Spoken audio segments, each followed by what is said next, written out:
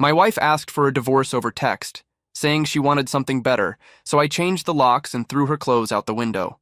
My name is David, and I'm about to tell you the story of how my 7-year marriage ended with a single text message, and how that moment changed everything I thought I knew about the woman I'd been sharing my life with. It was a Tuesday morning in October when my phone buzzed at exactly 9:47 a.m. I was sitting in my home office, reviewing quarterly reports for the accounting firm where I'd been working for the past 5 years. The message was from Sarah, my wife. "David, I want a divorce. I can't do this anymore. I'll pick up my things this weekend." I stared at the screen for maybe 30 seconds, reading it 3 times. No explanation. No attempt at conversation. Just a cold, clinical announcement delivered like she was canceling a dinner reservation. After 7 years of marriage, 26 months of trying to have children, and countless conversations about our future together, this was how it ended. Most men would have called immediately, demanded explanations, maybe even rushed to her office downtown where she worked as a real estate agent for high-end properties. But something about the tone of that message, so calculated, so final, made me pause. Instead, I typed back a single word. Okay. I set the phone down and went back to my spreadsheets. The funny thing is, I wasn't even surprised. Not really. The Sarah who sent that message wasn't the same woman I'd married 7 years ago in a small ceremony at her parents' house in Ohio. That Sarah had been warm, spontaneous, and genuinely happy with our modest but comfortable life in our 2-bedroom house in suburban Denver. She used to joke about my methodical nature, calling me her steady Eddie, while she provided the excitement and adventure. But over the past 8 months, something had shifted. It started when she joined Morrison & Associates, one of those boutique real estate firms that cater to clients with more money than sense. Suddenly, our conversations were filled with talk about luxury cars, designer handbags, and vacation homes in Aspen. She started working late more often, attending networking events that seemed to happen every other night, and developing friendships with people whose names I only heard in passing. The most significant change came through her new best friend, Jessica Martinez. Jessica was everything Sarah seemed to want to become. Polished, wealthy, married to a tech executive who showered her with expensive gifts. Sarah would come home from their lunch dates at places like the Capitol Grill with shopping bags from stores we'd never been able to afford, claiming they were investments in her professional image. When I questioned the credit card statements showing charges of $400 for a single blouse or $800 for shoes, Sarah would get defensive. "You don't understand the real estate business, David," she'd say, her voice taking on this new, slightly condescending tone I'd never heard before. "Image matters when you're dealing with clients who have 7-figure budgets." The woman who used to be perfectly content with our Saturday morning farmers market trips and movie nights at home now seemed restless, constantly scrolling through Instagram accounts of lifestyle influencers and luxury travel bloggers. She'd show me pictures of penthouse apartments and exotic vacations with this wistful expression, as if our life together was somehow insufficient. I tried to adapt.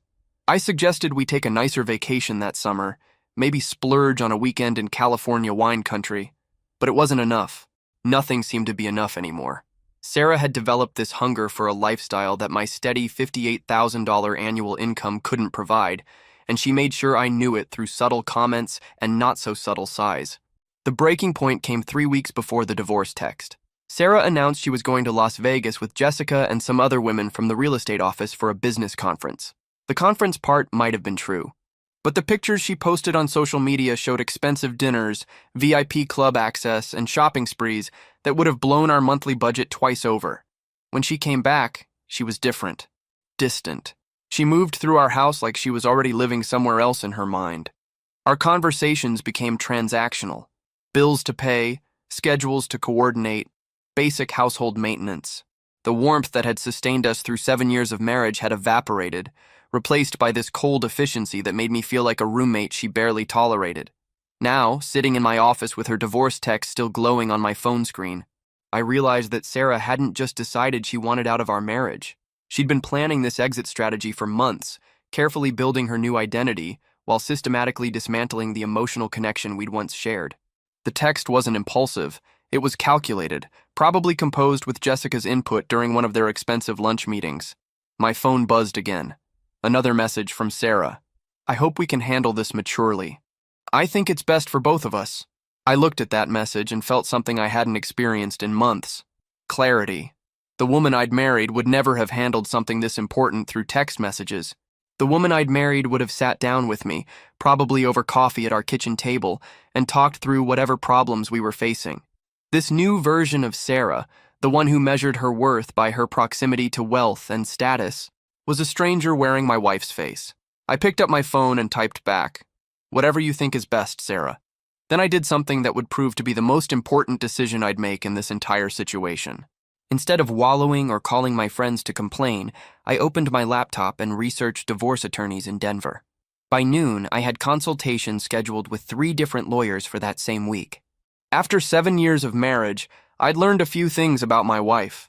Sarah was impulsive, driven by emotion, and terrible at thinking through the long-term consequences of her decisions. She was also convinced that I was predictable, passive, and would handle this divorce the same way I handled everything else in our relationship, by being accommodating and putting her needs before my own. She was about to discover that she'd dramatically underestimated the man she'd been living with for 7 years. The same methodical nature that made me good at my job, the same attention to detail that had built our financial security, and the same strategic thinking that had gotten us through previous challenges, was about to be focused on protecting myself in ways Sarah couldn't imagine. I had a feeling this was going to be a very interesting weekend. That evening, Sarah came home around 7:30, which had become her normal time since starting at Morrison & Associates. She walked through the door with her usual confident stride, designer purse slung over her shoulder, car keys jingling in her manicured hand. If she was nervous about the divorce bombshell she'd dropped that morning, she certainly didn't show it. "Hi," she said, not quite meeting my eyes as she headed straight for the kitchen. "I'm just going to grab some things for dinner. Jessica and I are going to discuss the logistics of everything." "Of course you are," I replied, keeping my voice neutral. "Take your time." She paused at the refrigerator door, probably expecting more of a reaction. When I simply went back to reading on my tablet, she continued gathering items with more noise than necessary, clearly trying to provoke some kind of response. After 15 minutes of aggressive cabinet slamming, she left without another word. What Sarah didn't know was that her departure gave me the opportunity I'd been waiting for. 3 months earlier, when she'd started acting secretive about her phone, I'd casually asked our neighbor's teenage son to help me set up a family sharing plan for our iCloud accounts. For emergencies, I'd told Sarah, and she'd agreed without paying much attention to the technical details. That night, I accessed our shared photo stream and message backups.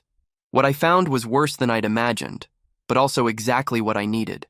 The first discovery was a group chat called Operation Fresh Start, between Sarah, Jessica, and 2 other women I didn't recognize. The messages went back 4 months and read like a strategic planning session for ending marriages. Jessica's role as the ringleader was clear from the beginning. "Girls, life is too short to settle for mediocre men with mediocre incomes. We deserve better." Sarah's contributions to this conversation made my stomach turn. "David is so predictable. He'll probably cry and beg me to stay, maybe offer couples therapy. He has no idea what's coming." Another message from 2 weeks ago. "Jessica's right about getting my finances in order first. I've been moving money to a separate account gradually. He's so trusting, he never checks anything." But the most damaging evidence was in Sarah's private messages with Jessica. Screenshot after screenshot of our bank statements, photos of our tax returns, even pictures of my business documents from my home office. Sarah had been systematically documenting our assets and sharing them with Jessica, who was apparently helping her plan the most advantageous way to file for divorce. One exchange from last week made everything crystal clear. Jessica: "Remember, you want to be the one who looks reasonable. File first, claim irreconcilable differences, and ask for temporary spousal support while the assets are divided." Sarah: "What about the house?" Jessica: "Colorado is a no-fault state, but judges like wives who seem cooperative. Ask for the house and half his retirement accounts. He'll probably agree to avoid conflict." Sarah: "And if he doesn't?"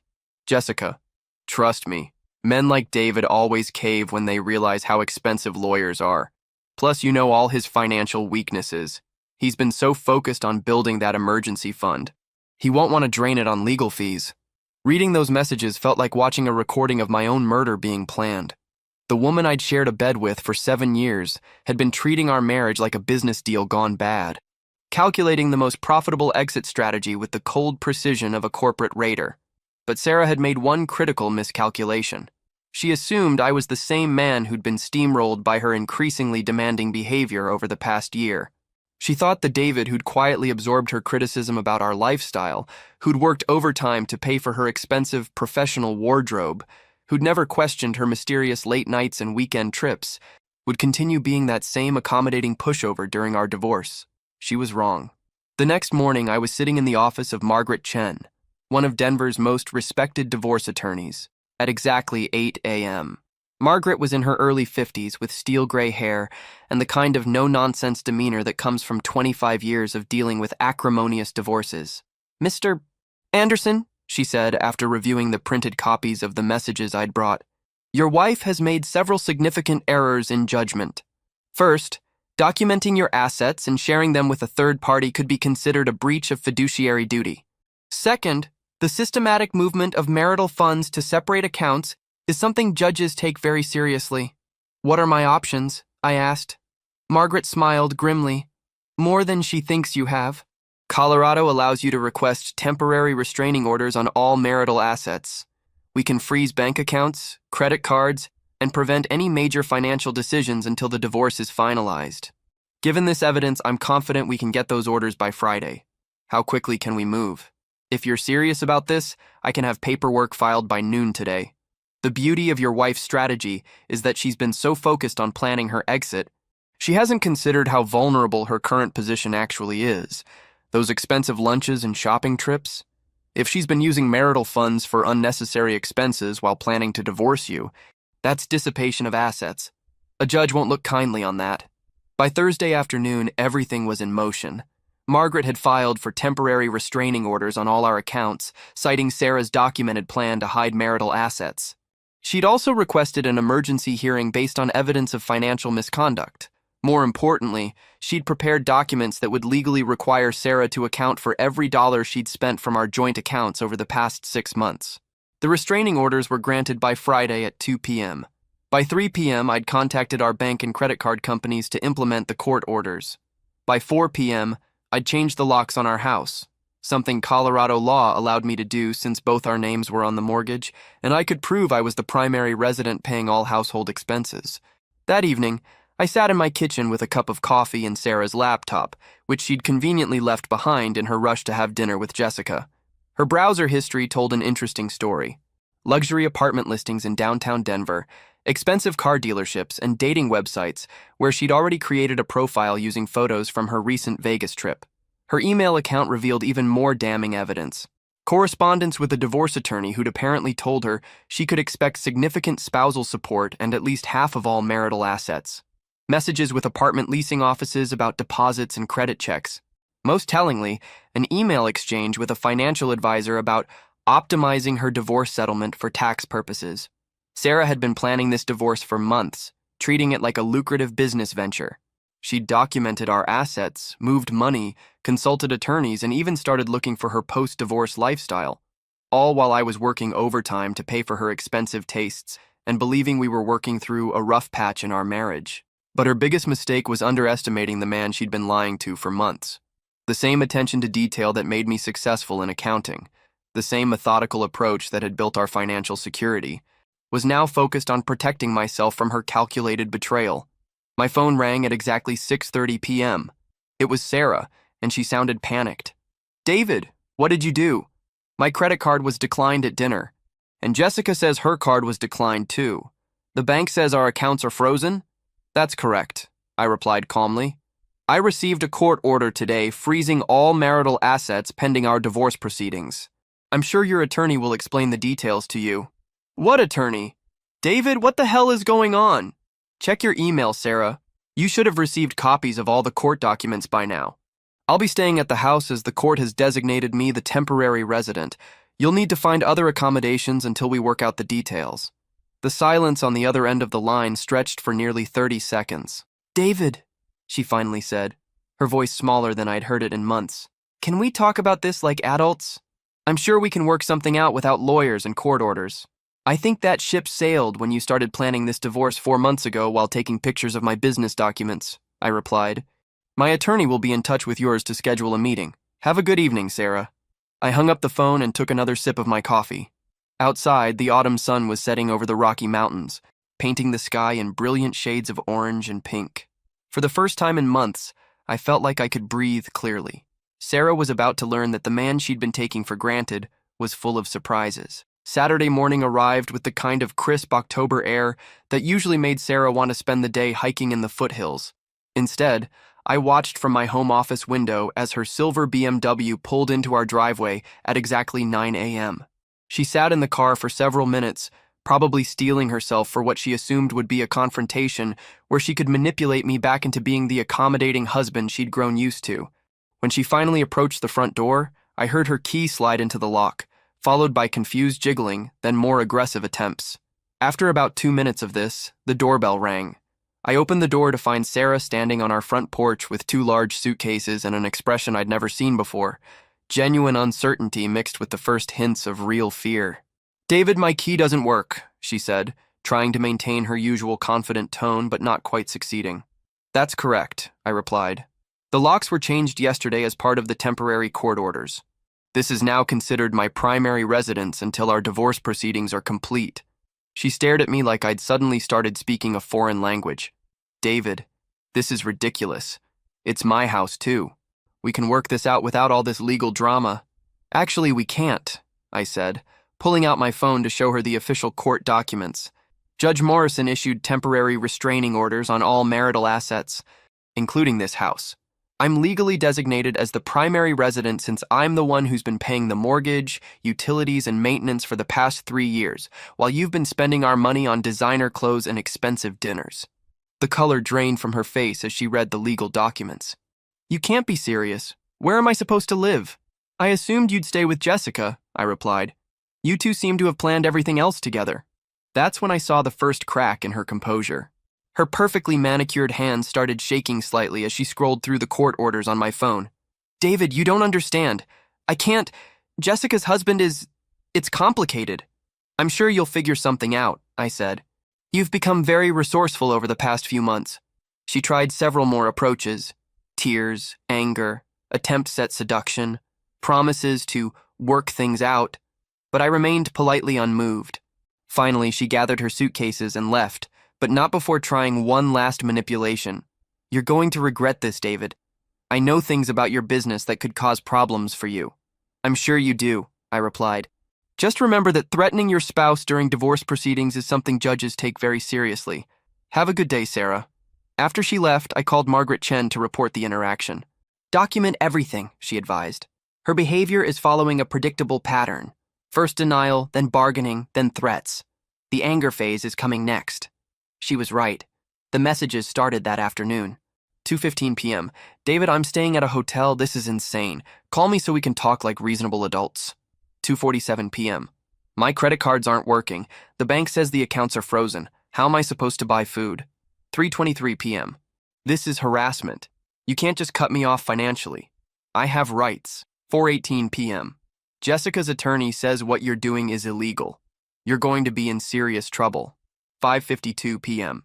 "David, please, I'm sorry about the text message. I was emotional. We can fix this."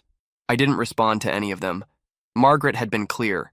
Document everything, but don't engage in emotional conversations that could be used against me later. By Sunday, the messages were coming every hour. 8:15 a.m. "I had to use the emergency credit card to pay for the hotel. Do you have any idea how embarrassing this is?" 9:33 a.m. "Jessica says her husband is asking questions about our friendship. I can't stay with them anymore." 11:47 a.m. "The hotel is asking for a different card.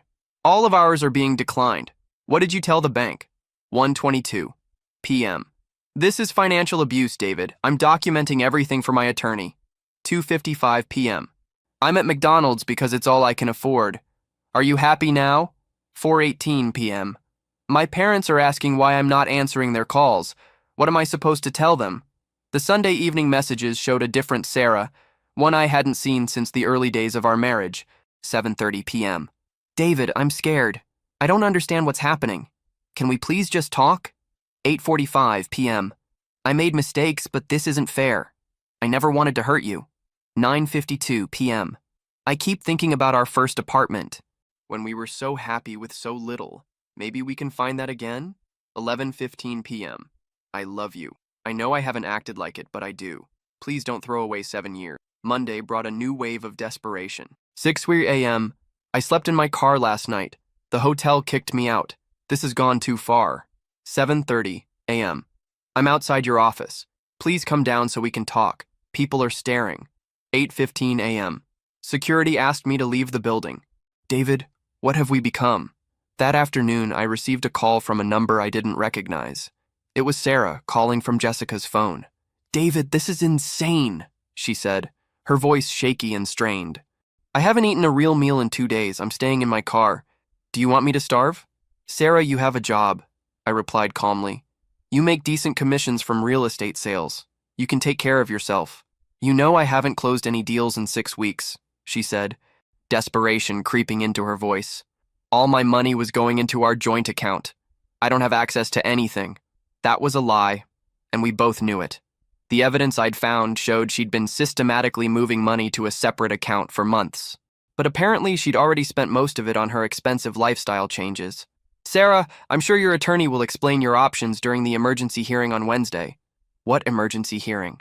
The one where you'll need to account for the $12,000 you moved from our joint savings account over the past 4 months, and the $8,000 in credit card charges for non-essential purchases during the same period. The silence stretched so long I thought she'd hung up. David, she finally whispered, I never meant for it to go this far. I was confused, making bad decisions. Jessica convinced me that I deserved better, but I see now that I already had everything I needed. You're right, I agreed. You did have everything you needed. You chose to throw it away for something that was never real. Tuesday's messages showed a complete breakdown of the confident woman who'd sent me a divorce text just 5 days earlier. 5:30 a.m. I called my parents. They're horrified. They want to know what I did to destroy our marriage. 7:45 a.m. Jessica won't return my calls. I think her husband found out about everything. 10:20 a.m. I tried to go back to Morrison & Associates. They said I'm on indefinite leave while they review my conduct. 12:15 p.m. David, I'm begging you. I know I made terrible mistakes, but please don't destroy me completely. 2:30 p.m. I keep thinking about our wedding day. How happy we were. You promised to love me forever. 4:45 p.m. I found the messages you must have seen. I understand why you're angry, but I never actually went through with most of Jessica's plans. 6:00 p.m. I'm sitting in our old spot by the lake where you proposed. Do you remember what you said about always being a team? 8:30 p.m. I threw away the most important thing in my life for people who don't even care about me. I'm so sorry. That night, for the first time since this whole situation began, I felt a flicker of the old sympathy I used to have for Sarah when she made impulsive decisions. But then I remembered the systematic way she documented our assets. The months of lies, the cold calculation behind her divorce announcement. The woman sending me these desperate messages wasn't the real Sarah any more than the gold-digging schemer had been. She was simply whatever version of herself she thought would get her what she wanted in the moment. Wednesday's emergency hearing would reveal which version would show up to court. Tuesday evening brought an unexpected development that changed everything I thought I knew about Sarah's situation. A man named Michael Martinez called my cell phone around 7 p.m., introducing himself as Jessica's husband. Mr. Anderson, I believe we need to talk, he said, his voice carrying the kind of controlled anger that comes from discovering unpleasant truths. I have information that I think you'll find very interesting about what our wives have been planning. We agreed to meet Wednesday morning at a coffee shop downtown, 2 hours before my emergency court hearing. Michael turned out to be a tall, well-dressed man in his early 40s, with the kind of tired eyes that suggested he'd been dealing with his own marital problems for some time. I found out about Jessica's little divorce consultation business completely by accident, he said, sliding a manila folder across the table. She left her laptop open last week, and I saw messages from not just your wife, but 3 other women. Apparently, she's been running a side operation, helping dissatisfied wives plan strategic divorces for a percentage of their settlements. The folder contained printouts that made my blood run cold. Jessica hadn't just been advising Sarah. She'd been coaching multiple women through elaborate schemes to maximize their divorce payouts while minimizing their husbands' rights. The operation was sophisticated, with standardized advice about hiding assets, manufacturing grounds for spousal support, and even recommendations for specific attorneys who were known to be aggressive in protecting women's interests. Your wife was actually one of Jessica's more conservative cases, Michael continued grimly. Some of these other women were planning to file false domestic violence claims, hide significant assets in offshore accounts, or even relocate children to different states before filing for divorce. The most disturbing documents showed Jessica's fee structure: 20% of any settlement over $100,000, with bonuses for particularly large awards. She'd turned marriage destruction into a profitable business model. Why are you showing me this? I asked. Because Jessica destroyed my marriage too, Michael replied. She convinced my wife that I was financially controlling her because I questioned her spending habits. 3 years ago, Rebecca filed for divorce using Jessica's playbook. The only reason I found out about Jessica's involvement was because Rebecca felt guilty afterward and confessed everything. Did you reconcile? No, he said sadly. The damage was too extensive, but I did learn something important. Jessica targets women who are going through identity crises or feeling dissatisfied with their lives. She convinces them that their problems are their husband's fault and that divorce is the solution to all their unhappiness. Michael explained that Jessica's pattern was always the same. Identify vulnerable wives, usually women who'd recently started working in high-income environments or developed expensive tastes, then systematically poison their perspectives on their marriages while providing tactical support for ending them profitably. The really sick part, Michael added, is that Jessica's own marriage is miserable. She treats this like a game, destroying other people's relationships because she can't fix her own. The evidence Michael provided was devastating. Jessica had been operating her informal divorce consulting business for over 4 years, with at least 15 women documented as clients. Several had paid her substantial fees from their divorce settlements, and Jessica had even written detailed guides on topics like maximizing spousal support claims and asset protection during marital dissolution. More importantly for my situation, the documents showed that Sarah's plan had been even more extensive than I'd realized. Jessica had advised her to quit her job after the divorce was finalized, claimed she couldn't work due to emotional trauma, and seek both spousal support and a share of my business assets. The timeline showed Sarah was supposed to remain married to me for at least another year, while systematically documenting any behavior that could be used to claim emotional or financial abuse. Jessica told Sarah to keep a journal of every argument, every time you questioned her spending, every instance where you seemed controlling, Michael explained. She was building a case for claiming that you were emotionally abusive, which would have strengthened her position for both spousal support and asset division. The truly damaging evidence was in Jessica's communications with attorneys. She maintained relationships with several divorce lawyers who were known for aggressive tactics, and she'd been referring her clients to these attorneys while receiving kickbacks for successful cases. "Mr. Anderson," Michael said as we prepared to leave, "I want Jessica's operation exposed. I'm willing to testify about everything I've discovered. Provide all this documentation and help ensure that what happened to my marriage doesn't happen to anyone else." I arrived at the courthouse that morning with Margaret Chen and a briefcase full of evidence that I'd never expected to have.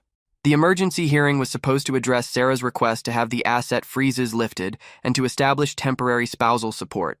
Instead, it was about to become something much larger. Sarah arrived 15 minutes late, looking like she'd slept in her car, which, based on her recent messages, she probably had. Her usually perfect hair was pulled back in a messy ponytail. Her designer clothes were wrinkled, and she'd clearly been crying. Behind her walked an attorney I didn't recognize, a thin man in an expensive suit who kept glancing nervously at the folder of documents Margaret was carrying. "Your Honor," Margaret began, "what we initially believed was a straightforward marital dissolution has revealed itself to be part of a larger pattern of fraud. We have evidence that Mrs. Anderson was receiving coaching from a third party who operates an illegal consulting business focused on helping wives maximize divorce settlements through deceptive practices." Sarah's attorney, who'd introduced himself as Robert Steinberg, immediately objected. "Your Honor, this is a desperate attempt to deflect from Mr. Anderson's financial abuse of his client. Mrs. Anderson has been cut off from all marital resources and is currently homeless."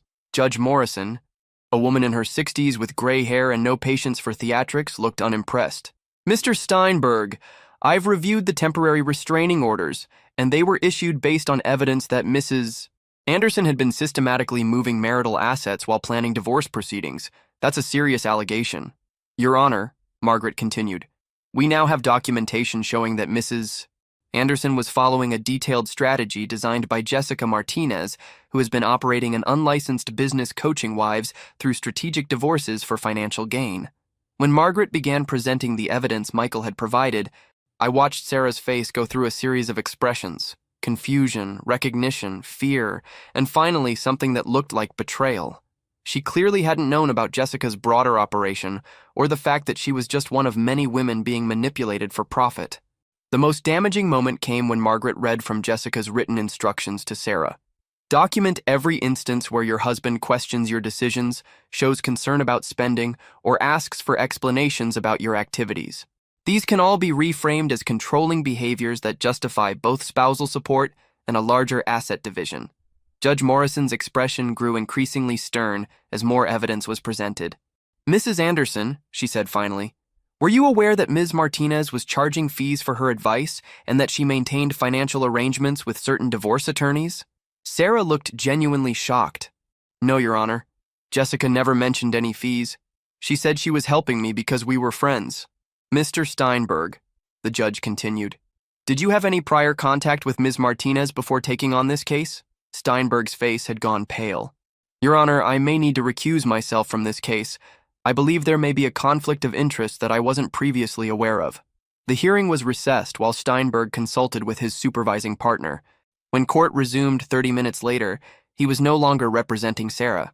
"Mrs. Anderson," Judge Morrison said, "you now have the choice of representing yourself or requesting a continuance to find new counsel. However, given the evidence presented today about systematic asset manipulation and potential fraud, I'm maintaining all current restraining orders and adding additional requirements for financial transparency." Sarah chose to represent herself, which turned out to be a catastrophic decision.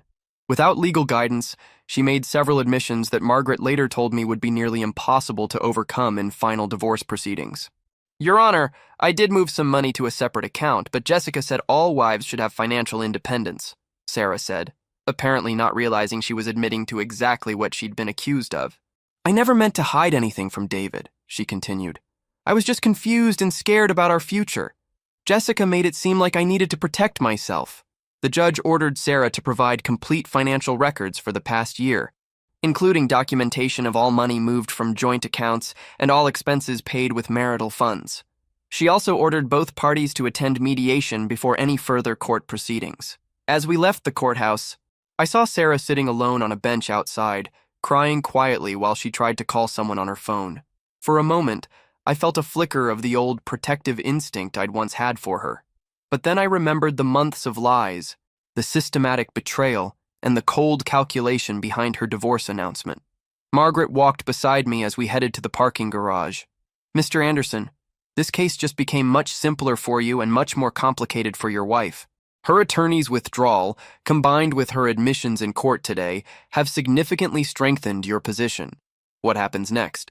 Mrs. Anderson will need to find new representation, but any competent attorney will tell her that her best option is to negotiate a settlement that minimizes the damage from today's revelations. She's lost most of her leverage." That evening, my phone buzzed with a single message from Sarah. "David, I know you probably hate me now, but I need you to know that I never wanted to hurt you. Jessica convinced me that you didn't really love me anymore and that I needed to protect myself. I realize now that I was wrong about everything. For the first time since this nightmare began, I almost called her back. But then I remembered that Sarah had always been skilled at saying exactly what she thought people wanted to hear when she was in trouble. The woman who'd sent that divorce text 5 days earlier had made her choice. Now she was going to live with the consequences. The mediation was scheduled for the following Monday at Margaret's law firm. I arrived early, as was my habit, and spent the time reviewing the financial documents that would determine how the next phase of my life would unfold. Sarah's new attorney, Amanda Foster, had been recommended by the court as someone experienced in complex marital dissolutions, which was legal speak for cases involving potential fraud. Sarah arrived 10 minutes late, accompanied by attorney Foster, and looking like a completely different person from the confident woman who'd sent me that divorce text 2 weeks earlier. Her designer clothes had been replaced by a simple black dress that looked like it came from a department store clearance rack. Her usually perfect hair was styled simply, and she wore minimal makeup. Most tellingly, she kept her eyes down, avoiding any direct contact with me throughout the initial introductions. Before we begin, Margaret announced, I want to make clear that we've discovered additional evidence of financial misconduct that wasn't available during last week's hearing. She placed a thick folder on the conference table. Our forensic accountant has completed a full audit of all marital accounts for the past 12 months. Mrs. Anderson, your systematic transfer of funds began 8 months ago, not 4 as previously documented. The total amount improperly moved from joint accounts is $18,000, not the $12,000 we initially calculated. Attorney Foster looked uncomfortable as she reviewed the new documentation. Mrs. Anderson, why didn't you tell me about these additional transfers? Sarah's voice was barely above a whisper. I forgot about some of them. Jessica said small amounts wouldn't matter, that David would never notice. Mrs. Anderson, Margaret continued, our investigation also revealed that you used marital funds to pay for Ms. Martinez's services, despite claiming you were unaware she charged fees. The room went silent as Margaret produced copies of credit card statements showing payments totaling $3,200 to something called JM Consulting Services over a 6-month period. Sarah's face went completely white. Jessica said those were payments for a business course she was teaching. She never told me it was specifically about divorce planning. A business course called Strategic Life Transitions for Women, Margaret read from the documentation. The course description, which we obtained from Ms. Martinez's business registration documents, explicitly states that it focuses on optimizing outcomes during marital dissolution. Attorney Foster set down her pen and looked directly at Sarah.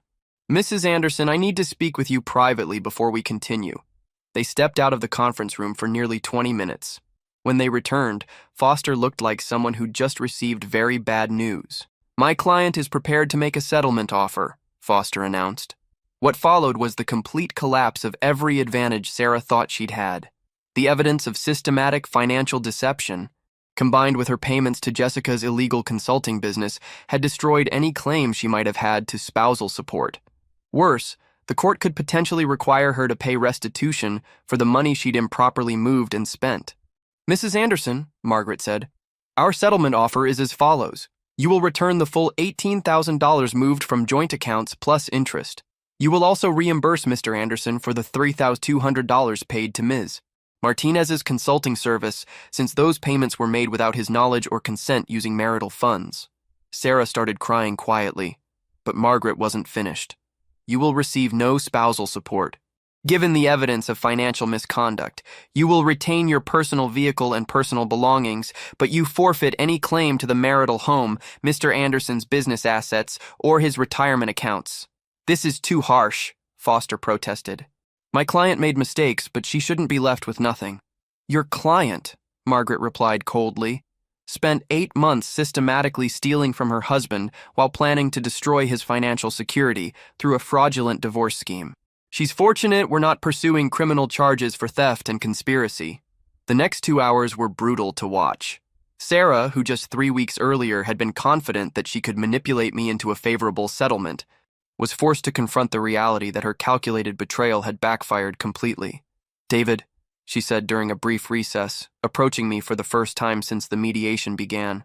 Please, I know I made terrible mistakes, but $21,000, I don't have that kind of money. I'll be ruined. You should have thought about that before you started planning to ruin me, I replied.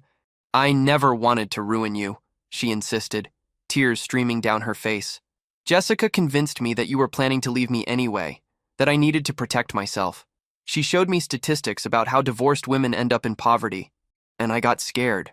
So you decided to make sure I'd be the one in poverty instead? No, Sarah's voice cracked. I just wanted security. I wanted to know I'd be okay if everything fell apart. But I see now that I'm the one who made everything fall apart. Sarah, I said, feeling exhausted by the whole situation. For 8 months, you lied to me every single day. You took pictures of my private business documents. You moved our money while I was working overtime to pay for your shopping trips. You planned this divorce like it was a business acquisition. I know, she whispered. I know, and I hate myself for it. Jessica made it all seem so reasonable, like I was just being smart and practical, but I see now that I was being selfish and cruel. The final settlement was even harsher than Margaret's initial offer. Sarah would have to repay the full $21,200 over 18 months, with the payments coming directly from her paychecks before she received them. She would retain her car and personal belongings, but she forfeited all claims to any other marital assets.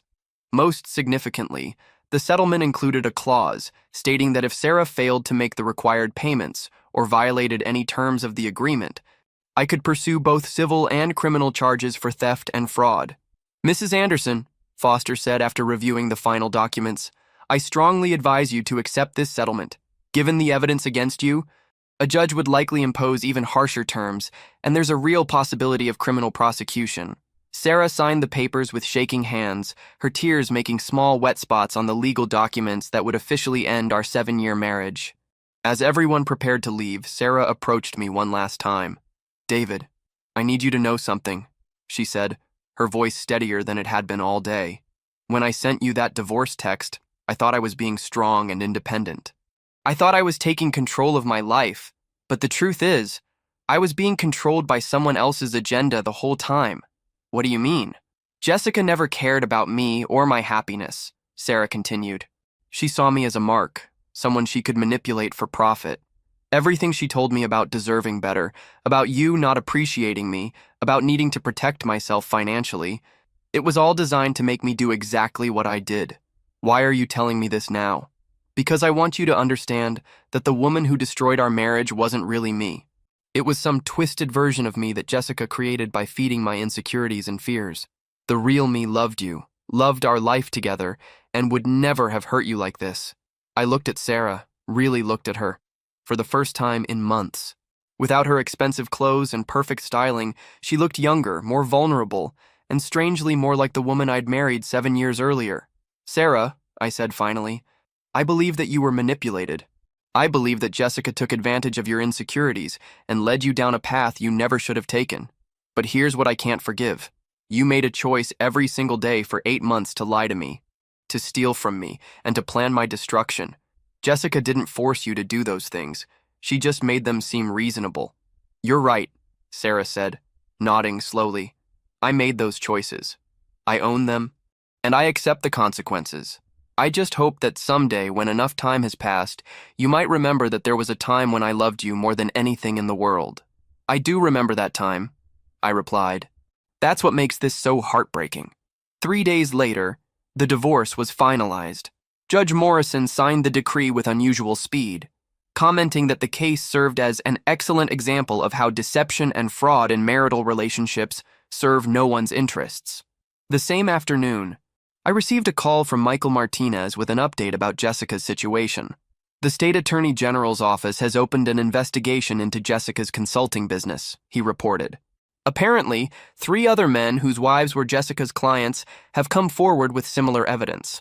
She's likely facing charges for operating an unlicensed business, consumer fraud, and potentially racketeering if they can prove the scope of her operation."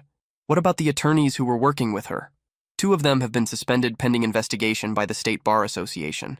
The third one, Robert Steinberg, the guy who tried to represent your wife, has already been disbarred for accepting kickbacks from non-attorney consultants." The final piece of justice came 2 weeks later when Jessica's husband filed for divorce, using evidence of her fraudulent business activities to secure a favorable settlement. According to Michael, Jessica lost everything: her house, her car, and most of her assets, in addition to facing potential criminal charges.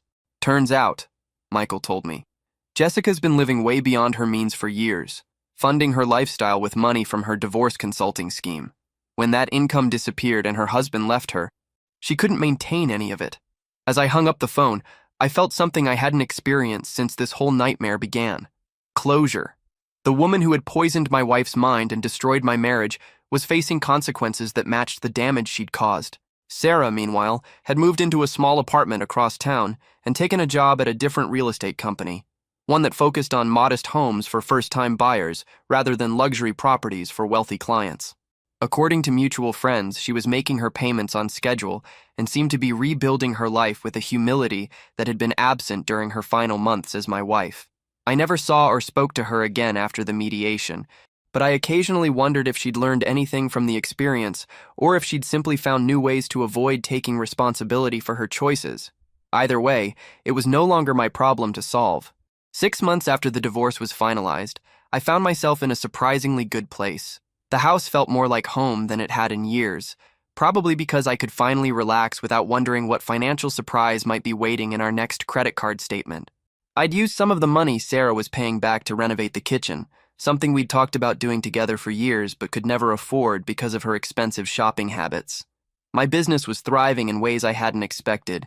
Word had somehow gotten out about my situation, and I'd received several referrals from other men going through divorces who wanted an accountant who understood the importance of protecting assets during marital dissolution. It was a niche I'd never considered, but it turned out there was significant demand for financial professionals who specialized in divorce preparation and recovery. Margaret Chen had referred me to 3 other attorneys who handled complex divorce cases, and I'd become something of an expert in forensic accounting for marital disputes. The irony wasn't lost on me. Sarah's betrayal had inadvertently led me to discover a lucrative specialty that I genuinely enjoyed. More importantly, I'd started dating again. Nothing serious, just dinner dates and casual relationships with women I met through work or social activities. After 7 years of walking on eggshells around Sarah's increasingly volatile moods and expensive demands, it was refreshing to spend time with people who were genuinely content with simple pleasures like hiking, cooking at home, or watching movies without constantly checking their phones for social media validation. One woman, Rachel, was a teacher at the local elementary school who drove a 10-year-old Honda and was perfectly happy splitting the check at casual restaurants. After months of dates where Sarah would spend more on a single outfit than Rachel spent on groceries in a month, the contrast was both striking and appealing. "You seem surprised that I'm okay with Dutch treat," Rachel commented during our 3rd date at a small Italian place downtown. "My ex-wife convinced me that paying for everything was what husbands were supposed to do," I replied. "That sounds exhausting," Rachel said simply. "I make my own money.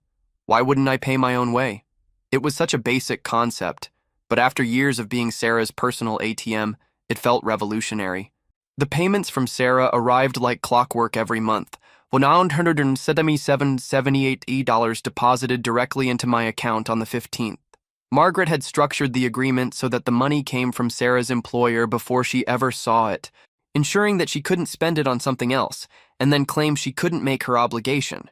According to mutual friends, Sarah was living a dramatically different life.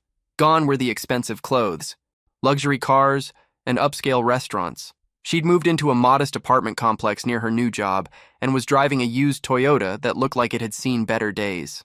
More significantly, she'd apparently cut all ties with the social circle that had revolved around expensive activities and status competitions. "She seems different," my friend Tom reported after running into Sarah at a grocery store. "Quieter, more serious. She asked about you, by the way. What did she want to know? Whether you were doing okay? If you were seeing anyone. I told her you seemed happy and that it wasn't really her business anymore." "How did she react to that?" "She just nodded and said she was glad you were doing well. Then she mentioned that she'd learned some hard lessons about what really matters in life." I didn't ask Tom for more details. Whatever lessons Sarah was learning, she needed to learn them without my involvement or approval. The most satisfying update came from Michael Martinez, who'd become an unlikely friend through our shared experience with Jessica's manipulation schemes. The state's investigation into Jessica's business had expanded into a full-scale operation involving multiple agencies. They found evidence that Jessica was running similar operations in 3 other states. Michael told me during one of our monthly coffee meetings. She'd been operating under different business names, but the pattern was identical. Target vulnerable wives, coach them through strategic divorces, collect percentage fees from settlements. How many women were involved? At least 47 that they've identified so far. The total amount of money involved is over $2 million. She was running what essentially amounted to a criminal enterprise focused on marriage destruction. Jessica had been indicted on multiple felony charges, including racketeering, fraud, and operating an unlicensed business. Her trial was scheduled for the following spring, and prosecutors were confident they had enough evidence to secure significant prison time. "The really sad part," Michael continued, "is that most of her clients ended up worse off than they would have been if they'd just filed for normal divorces. Jessica's strategies were so aggressive and deceptive that they usually backfired, leaving the women with less money and damaged reputations." "What about the attorneys who were working with her?" "2 of them have been disbarred, and the 3rd is facing criminal charges. Turns out the kickback scheme was more extensive than anyone realized. Jessica was essentially buying legal representation for her clients and then charging them inflated fees." The conversation reminded me of something I'd been thinking about frequently. How many other marriages had been destroyed by Jessica's interference? And how many men like me had been blindsided by wives who'd been systematically turned against them? Michael, I said, do you ever wonder if your wife would have filed for divorce anyway, even without Jessica's influence? Every day, he admitted. But I've come to believe that it doesn't matter. The woman I married wouldn't have used Jessica's tactics. She wouldn't have hidden money, lied about her intentions, or tried to destroy me financially. Jessica didn't just convince her to get divorced, she convinced her to become someone I didn't recognize. That's exactly how I feel about Sarah. The thing is, Michael continued, I think Jessica targeted women who were already unhappy but didn't have the courage to address their problems directly. She gave them permission to act on their worst impulses, while convincing them they were being smart and strategic. 1 year after the divorce was finalized, I was shopping at the farmer's market downtown, something I'd started doing again after Sarah left, since she'd considered it beneath her during her final months as my wife. I was examining apples at a vendor's stall when I heard a familiar voice behind me. David? I turned around to find Sarah standing a few feet away, looking almost exactly like the woman I'd married 8 years earlier. She was wearing jeans and a simple sweater, her hair was pulled back in a casual ponytail, and she carried a canvas shopping bag instead of a designer purse. Hello, Sarah, I said, surprised by how normal the encounter felt. I wasn't sure if you'd want to talk to me, she said, her voice tentative but steady. It's fine, I replied. How are you doing? Better than I deserve to be, she said with a small, sad smile. I'm working at Hometown Realty now, helping first-time buyers find houses they can actually afford. It's different from what I was doing before, but it feels more honest. We walked together through the market, maintaining a careful distance but falling into the kind of easy conversation we used to have during the early years of our marriage.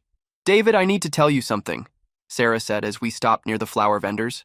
I've been in therapy for the past 6 months trying to understand how I became the person who could do those things to you. What have you learned? That I was looking for someone to blame for my own unhappiness, she said. Jessica didn't create my dissatisfaction with our life. She just convinced me that you were the reason for it and that destroying our marriage was the solution. And now? Now I understand that I was the problem. I stopped appreciating what we had and started obsessing over what we didn't have. I let someone else's agenda convince me that I deserved more than what we'd built together. We continued walking in comfortable silence until we reached the end of the market. David, Sarah said finally, I know it's too late for us, and I'm not asking for forgiveness or another chance. But I want you to know that losing you was the biggest mistake of my life. You were a good husband, and I threw that away for reasons that seem insane to me now. Sarah, I replied, choosing my words carefully, I appreciate you saying that. I really do. But I need you to understand something. The problem wasn't that you wanted more from life. The problem was how you went about trying to get it. I know, she said, tears beginning to form in her eyes. I chose deception over honesty, manipulation over communication. I treated our marriage like it was something to be exploited rather than something to be treasured. What I still don't understand, I said, is why you couldn't just talk to me about whatever you were feeling. We used to be able to discuss anything. Because I knew you'd try to fix things, Sarah replied. You'd suggest compromises, budget adjustments, maybe a part-time job for me to earn money for the things I wanted.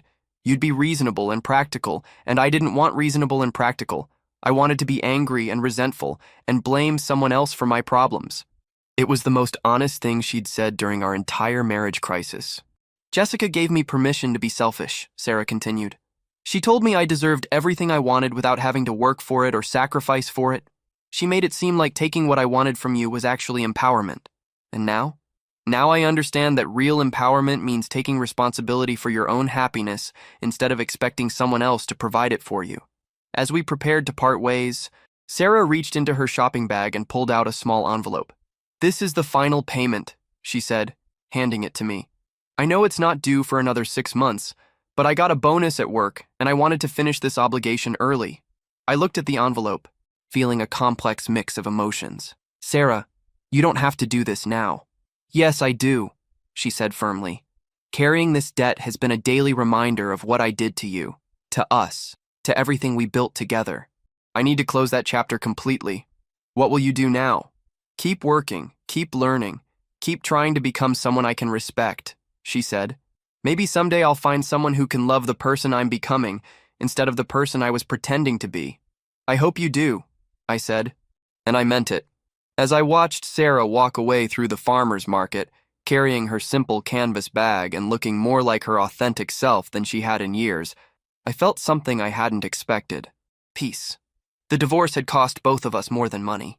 It had destroyed a 7-year partnership, damaged our faith in relationships, and forced us both to confront uncomfortable truths about who we really were. But it had also freed us from a situation that had become toxic and unsustainable. Sarah had learned that the grass isn't always greener on the other side, especially when you burn down your own lawn to get there. I had learned that standing up for myself, even when it meant fighting someone I loved, was sometimes the only way to maintain my self-respect and dignity. Jessica Martinez was eventually sentenced to 4 years in federal prison for racketeering and fraud. Her divorce consulting operation had destroyed dozens of marriages and left a trail of financial and emotional devastation across multiple states.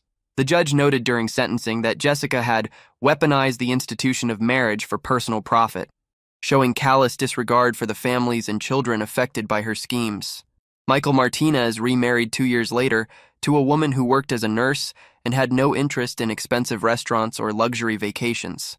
I learned to appreciate someone whose idea of a perfect evening is cooking dinner together and watching Netflix, he told me at his wedding reception.